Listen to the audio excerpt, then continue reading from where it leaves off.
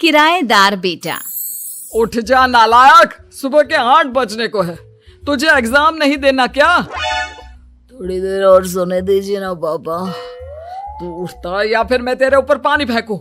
रोज गधों की तरह सोता रहता है, पेपर की कोई टेंशन ही नहीं है। और एक हमारा समय था जब हम पेपर में फेल होने के डर से रात भर पढ़ा करते थे, सो ही नहीं पाते थे। तो क्या आप उसका बदला मुझसे लेंगे? मैं 15 मिनट बाद उठ जाऊंगा, आप प्लीज जाइए, मुझे डिस्टर्ब मत कीजिए। इतना कहकर रौनक रजाई ढककर फिर से सो जाता है। तू ऐसा नहीं मानेगा, रुक मैं अभी पानी लेकर आता हूं। बस फिर क्या था, इतना कहकर वो भागते हुए बाथरूम में जाते हैं और पानी की एक बड़ी सी बाल्टी लाकर रौनक के ऊपर फेंक देते हैं। पानी पड़ते ही रौनक झट से उठ जाता है। ये आपने क्या किया पापा? अब तो उठेगा नहीं तो यही करना पड़ेगा ना। वैसे थैंक्स डैड, आपके कारण ना अब मुझे नहाने की भी जरूरत नहीं पड़ेगी। चलिए अब आप माँ से बोलकर मेरे कपड़े निकलवा दीजिए, तब तक मैं ब्रश कर लेता हूँ। वैसे कल ना आप एक काम और करना, नहलाने के साथ साथ मुझे ब्रश भी करवा देना। ये ब्रश करने में ना मुझे बहुत आलस आता है। रौनक की बातों से अरविंद का मुंह खुला का खुला रह जाता है। वो अपनी पत्नी कमला के पास जाता है और रौनक की हरकतों के बारे में बताता है, जिसे सुन उसकी पत्नी हंसने लगती है। तुम अपने बेटे को समझाने के बजाय हंस रही हो। रौनक बच्चा है, धीरे धीरे सुधर जाएगा, आप क्यों उसके पीछे पड़े रहते हो? अभी नहीं सुधरेगा तो कब सुधरेगा? 10वीं क्लास में है रौनक, वो अब कोई बच्चा नहीं रहा। अरविंद की इतना बोलते ही वहां रौनक भी आ जाता है। क्या डैड, मैंने आपको एक काम दिया था, वो भी नहीं हुआ आपसे। अरे क्या हुआ बेटा? माँ, मैंने डैड से बोला था कि वो आपको बोलकर मेरे स्कूल की यूनिफॉर्म निकाल दे, लेकिन मेरे पीछे पड़ने के अलावा इनसे एक काम ढंग से नहीं होता। देख रही हो कमला, देख रही हो अपने लाडले को? अरे आप चुप रहिए जी। चलो बेटा, मैं तुम्हें कपड़े निकाल कर दे देती हूँ। बस ऐसे ही साल पर साल बीतते जाते हैं, लेकिन रौनक के रवैये में कोई बदलाव नहीं आता। वो पहले से भी ज्यादा आलसी और पूरी तरह अपने माता पिता पर निर्भर हो जाता है। 2 साल बाद पता नहीं कहाँ गायब रहता है पूरे दिन, अब तक तो आ जाना चाहिए था। अरे आप इतनी फिक्र क्यों कर रहे हैं उसकी? दोस्तों के साथ खेल रहा होगा, आ जाएगा अभी। ये कोई टाइम है खेलने का? 10 बजने वाले हैं, इतनी रात में कौन खेलता है? कमला कुछ कहती उससे पहले ही रौनक वहां आ जाता है। मम्मी जल्दी से खाना लगा दो, बहुत भूख लग रही है। तुम्हें तब तक खाना नहीं मिलेगा जब तक तुम बता नहीं देते कि इतनी रात गए कहां से आ रहे हो। ओ प्लीज डैड, अब आप एसी पे प्रद्युमन बनकर मेरे सर पर बंदूक लेकर मत बैठ जाना। अपनी फालतू की बकवास बंद कर और बता कहां से आ रहा है। माँ अब समझाइए ना डैड को।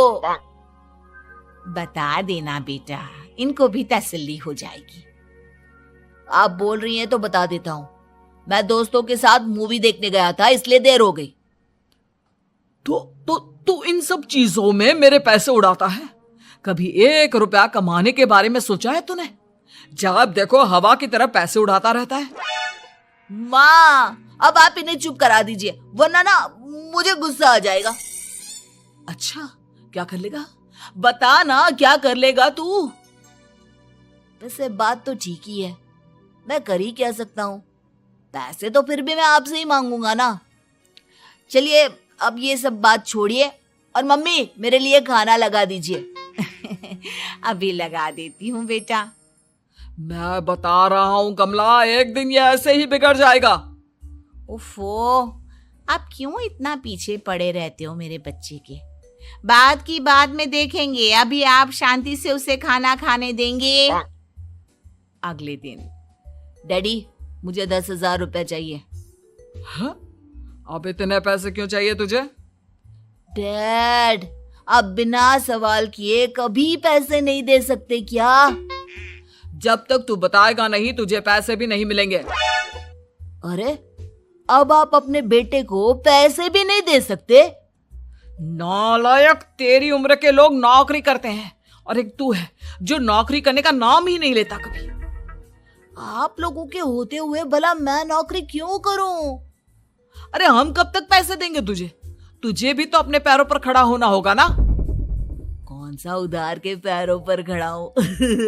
अपने ही तो पैरों पर खड़ा हूं मैं। इसी तरह रौनक दिन प्रतिदिन लापरवाह होता जाता है।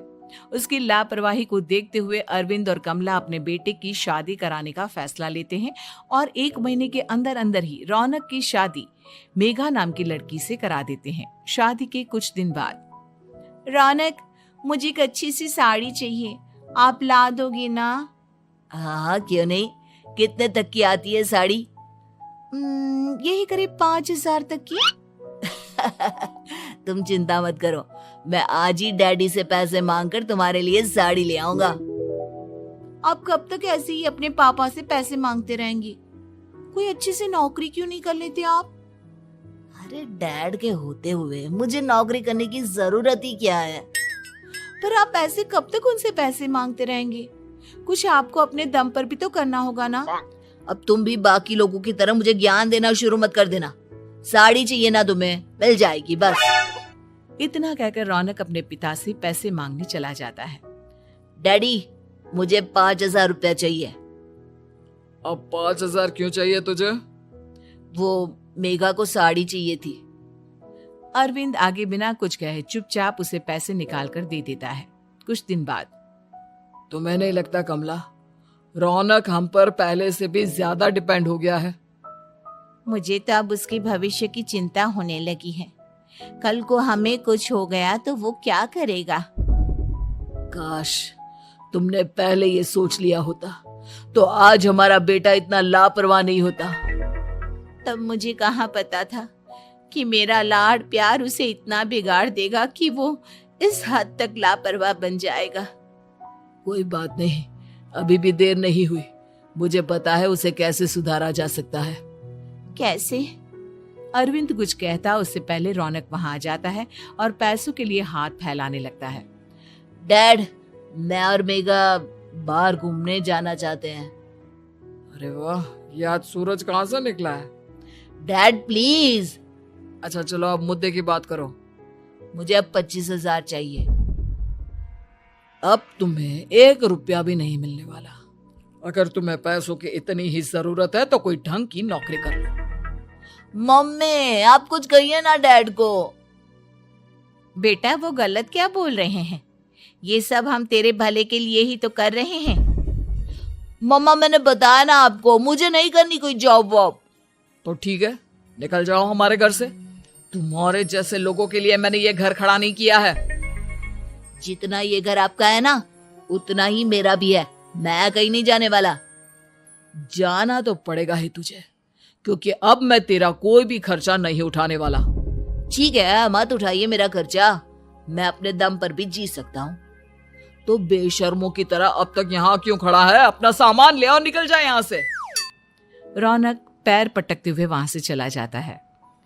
घर से निकालना जरूरी है क्या उसे? बिना पैसों के कौन रखेगा उसे किराए पर? अगर उसका भविष्य सुधारना है तो हमें अपने दिल पर पत्थर रखकर ये कदम उठाना ही होगा। दोनों बात कर रहे होते हैं कि रौनक अपनी पत्नी के साथ एक बड़ा सा बैग लेकर घर से निकल जाता है, लेकिन घर से बाहर उसे कोई भी मुफ्त में अपने घर किराए पर नहीं रखता। अंत में थक हार कर वो फिर से अपने घर चला जाता है। क्या हुआ?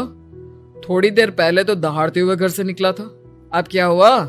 नहीं रखा ना किसी ने तुझे किराए पर? डैड प्लीज, मैं कुछ दिनों में कोई अच्छी सी नौकरी शुरू कर दूंगा।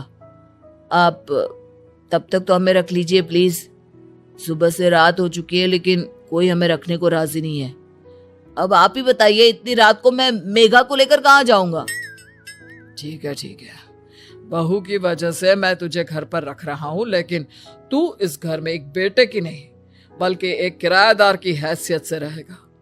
3 महीने हैं तेरे पास। इन 3 महीनों के अंदर अंदर मुझे तेरी पहली तनख्वाह हाथ में चाहिए, समझ गया? पक्का डैड, इन 3 महीनों के अंदर अंदर तो कोई बढ़िया सी नौकरी ढूंढ ही लूंगा मैं। ऐसे ही धीरे धीरे समय बीतने लगता है और अरविंद के दिए 3 महीनों में से 2 महीने बीत चुके होते हैं। पापा जी ने हमें 3 महीने दिए थे, जिसमें से 2 महीने तो बीत चुके हैं। अब ये आखिरी महीना बचा है। अरे तुम चिंता मत करो, आज मेरा ना 2 जगह इंटरव्यू है, दोनों में से कहीं ना कहीं तो जॉब लगी जाएगी। अच्छा, all the best. Raunak interview के लिए निकल जाता है, जिसके बाद शाम में रौनक घर आता है। कैसा गया इंटरव्यू? आपकी नौकरी लगी या नहीं? अरे पहले सांस तो ले लेने दो अच्छे से। बताइए ना, मुझसे तो जरा भी इंतजार नहीं हो रहा है। वो दरअसल बात यह है कि मेरी नौकरी तो लग चुकी है, लेकिन पैसे बहुत कम है। कितने पैसे हैं? 15,000। इतने में अरविंद और कमला मिठाई का डिब्बा लेकर आ जाते हैं। बधाई हो बेटा। हम जानते थे तेरी जॉब जरूर लगेगी। लेकिन मेरी सैलरी बहुत कम है मम्मा। कम है तो क्या हुआ, धीरे धीरे बढ़ जाएगी। हाँ बेटा, हम तो बस चाहते थे कि तू अपने पैरों पर खड़ा हो जाए। मतलब अब आप मुझे घर से नहीं निकालेंगे? नहीं, ये सब हमने तुझे जिम्मेदार इंसान बनाने के लिए किया था। Thank you mummy papa. अगर आप दोनों ऐसा नहीं करते तो मुझे कभी अपनी जिम्मेदारियों का एहसास तक नहीं होता। आज आपने मुझे सिखा दिया कि इंसान का अपने पैरों पर खड़ा होना भी जरूरी होता है। इतना कहकर रौनक झट से अपने माता पिता के गले लग जाता है और अपनी कमाई की पहली तनख्वाह वो अपने माता पिता के हाथ में सौंपता है। इस तरह रौनक एक गैर जिम्मेदार व्यक्ति से एक जिम्मेदार व्यक्ति बन जाता है।